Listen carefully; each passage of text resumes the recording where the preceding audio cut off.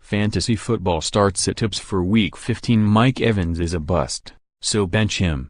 While the fantasy football playoffs continue, they could end any week if you don't make the right moves.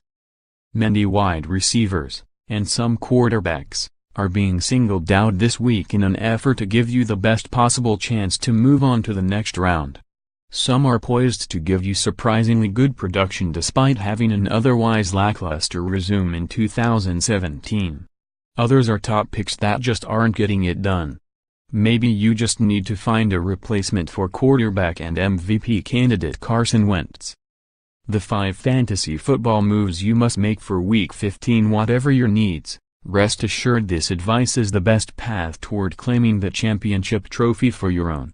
Start Joe Flacco, QB. Baltimore Ravens. Flacco is no longer elite, but he could, surprisingly, be a viable fantasy football quarterback this week. Baltimore will face the Cleveland Browns, owners of the 7th worst pass defense in the NFL and a squad that just surrendered 265 passing yards and 3 touchdowns to Green Bay Packers quarterback Brett Hundley. Only 4 other teams are surrendering more fantasy points to the quarterback position than the Browns.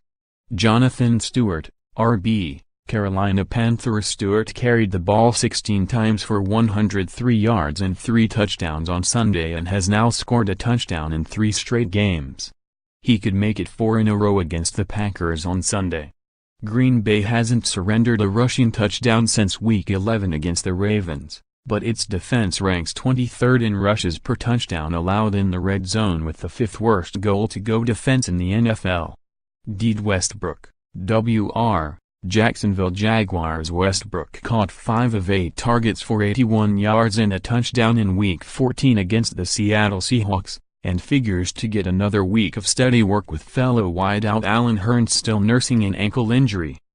The NFL's biggest breakout players in 2017. In Week 15, the Jaguars face the Houston Texans, a team that has allowed a 96.5 passer rating against this season, 6th highest in the league, with 7 of 22 passing touchdowns against them coming on plays where the ball traveled 20 or more yards in the air. Sit Mike Evans, WR, Tampa Bay Buccaneers. It's safe to say Evans has been a fantasy bust this year. A first-round pick in many fantasy drafts, the 4th-year pro has caught just 4 touchdowns all season, and is coming off a disastrous week, which saw him haul in 2 of 5 passes for 25 yards. And those struggles have caused quarterback Jameis Winston to spread the ball around. Evans was targeted almost a third of the time in 2016, 31%, but has seen less than a quarter of passes thrown his way in 2017, 23%. Last Sunday against the Detroit Lions, Winston targeted 11 different receivers, which could be more of the norm during the final few weeks of the season. Robbie Anderson, WR, New York Jets. Anderson was a bright spot for the offense this year, but with backup quarterback Bryce Petty possibly lining up under center for the injured Josh McCown, broken hand, all bets are off. Petty, a 4th-round pick in the 2015 NFL Draft, went 2 of 9 for 14 yards in relief of McCown on Sunday and completed just 56% of his passes last season with a 3-7 touchdown-to-interception ratio.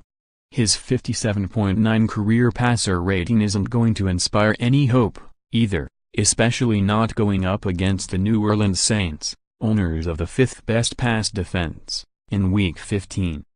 The top fantasy football takeaways for Week 14. Marcus Mariota, QB, Tennessee Titans. Mariota, like Evans, has been one of the most disappointing fantasy players in 2017. His passer rating in Week 14, 39.6, is what you would expect on an incomplete pass, and his overall rating, 76.9, places him 25th out of 27 passers with at least 300 attempts. He has produced above-average adjusted net yards per pass, an improved version of passer rating which gives a bonus for touchdowns and penalties for interceptions and sacks, just 5 times.